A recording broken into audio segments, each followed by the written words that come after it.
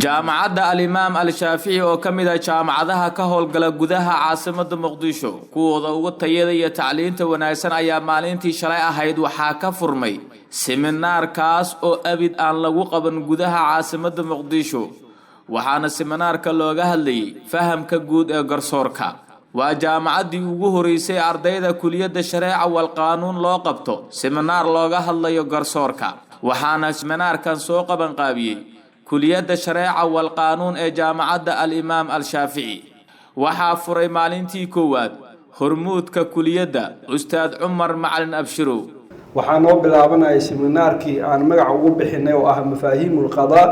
ama concept of judiciary ama Soomaali ahaan markii la dhaho fahamka garsoorka marka barnaamijka maanta wuxuu ka kooban yahay 4 qaybood ilaa wuxuu ka kooban yahay 5 qaybood ka kooban yahay barnaamijka waxaa ugu horeeyo laba barnaamij oo ah qaabka dambiyada loo sugo oo loo taxqiiqiyo waxaan noogu xigayo shaqada xeer ilaalinta labadaas barnaamij aan noogu horeeyo waxaan noogu xigo laba barnaamij kale oo ka dambeeyo bari ah 7 saac noo bilaabanayo oo ah qaabka dacwooyinka ciqaabta loo qaado iyo xukunada sidii loo soo saaro waxaa kaloo noogu xigaya iyo dacwooyinka madaniga qaabka loo qaado iyo maxkamad oo la matalayo oo jilliin ah bariino jirtaa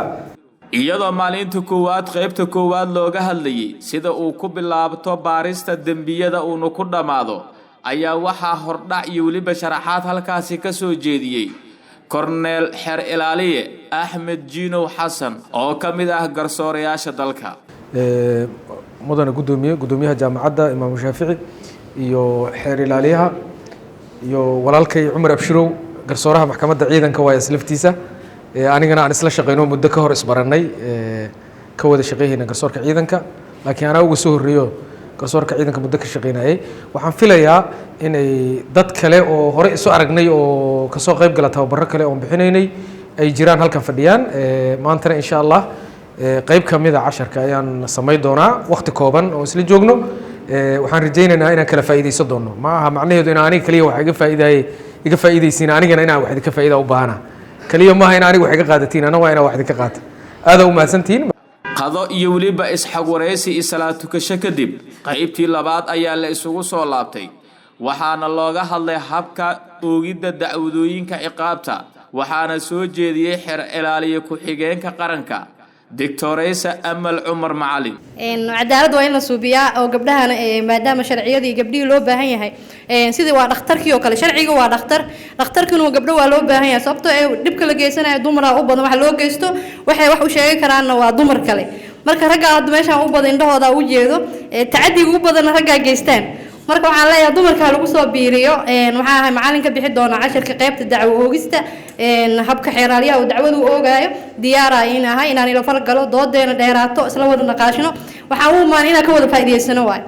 aniga waxaa laga yaabaa aniga inaan doodii shaqadii dhex galay aan iloobay jaamacaddii mar hore ugu dambeysay laakiin hadda inagu fal jirtiin waxaan u baahanahay inaan isxasuusin aasuubino doodeena ka wada faa'iideysano aan la kala xishoonin su'aalaha diyaaraan inaan dooda diyaaraan inaan waa in soo dhaweynayna maasantiin ugu dambeyn waxaa seminaarka maalintii koowaad soo xiray gudoomiyaha guud ee jaamacadda al-imaam al-shaafici Professor Dr. Abdulqaadir Sheekh Ismaaciil oo ah gudoomiyaha guud ee jaamacadda al-imaam al-shaafici wuxuu yiri sidaan salaan diiran ka bacdi runtii waxaan aad iyo aad u mahadcelinaynaa xamiidka kuliyadda ee hawshan soo agaasimay kuliyadda shareecada ee qaanuunka oo waqti badan geliyay inuu ardayda xirfadooda kor u qaado oo dhihi karo wuxuu kamid yahay xamiidada ama dhiiniska ugu aktifsan jaamacadda ayuu kamid yahay aad iyo aad u mahadcelinayaa Ustaad Cumar sidoo kale waxaan aad iyo aad u mahadcelinayaa Dictoresa Amal iyo Cornel Ahmed oo waqtigooda qaaliga noo soo horay waqti badan maanta la geliyay ayagoo howlo badan iyo garsoor iyo mashquulaad iyo howlaha ka sheekaysa maanta ay ka sheekeynayeen macallimiinta ee hor yaalaan anaga noo soo horay waqti noo imaaday aad iyo aad u mahadcelinayaa waliba inkoo sii heelan haddaan daalinay oo wixii mudnaayeen aan sii weynay oo soo dhaweyntii mudnaayeen xataa naga heli waayeen oo ka daahan anaga naga soo hormarin ayinka inay nala sii joogaan waqti noo sii horaan iyo waqtiyo badan siiyaan ayay u heelayihiin aad iyo aad ugu mahadcelinayaa runtii intaas iyadana markaan ugu gudbo waxaan kaloo samayn doonaa insha allah in aan seminaaraadka sanadka hore sanad walba waxaan qabanaa seminaaraad kulliyadaha la xiriiro maanta waxaan ku bilownay sanadkan kulliyadda shareecada iyo qaanuunka kulliyadihii kale arbaca kasto iyo talaado kasto saas u socon doona inaa iyinkana kasoo qayb gashaan oo ka faa'iidaysataan aqoontu meel kuma xadidni hal qaacido waxaa jirta carbeed oo dhehayso tacalam can kulli shayin shay wa shay waaxid kulla shay shay kasta wax ka baro oo wax un ka fahan majaal kasta field kasta ama cilmi kasta takhasus walba wax un ka fahan wax ka baro hal shayna wax kasta ka baro waa takhasuskaada wax kastoo lagu sheegay ka baro baar shareeca wal qaanuun maanta inta laga sheegayo xeerka ciqaabta xeer waxaa la sheegaya kulliyi shareeca wal qaanuun markaa dhigatid oo sanadka koowaad baa cagta soo gelisid waa inaad ku bartaa wax xeer jiro dhan Soomaaliya waxa ay baahi weyn u qabtaa garsoor cadaalad ku salaysan iyadoona kaalin weyn ay ka qaadanayso jaamacadda Al-Imaam Al-Shaafici soo saarista arday ku wanaagsan shareecada iyo qaanuunka waana jaamacaddii ugu horeysay ee hab hordhac ahaan seminar u siisa arday taas oo lagu barayo fahamka guud ee garsoorka Imaam Al-Shaafici waa halbeega tacliinta sare iyo waliba hooyga kobcinta garaadka iyo ardayda mustaqbalka Soomaaliyeed